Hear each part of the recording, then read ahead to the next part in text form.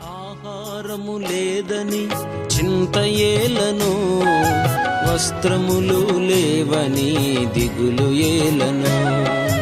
ఆహారము లేదని చింత ఏలను, వస్త్రములు లేవని దిగులు ఏలను.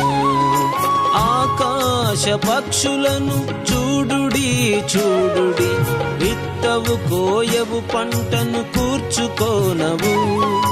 ఆకాశ పక్షులను చూడుడి చూడుడి, విత్తవు కోయవు పంటను కూర్చుకోనవు.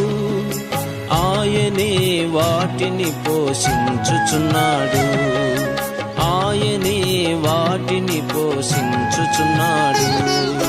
భయము లేదుగా, దిగులు లేదుగా, యేసును నమ్ము.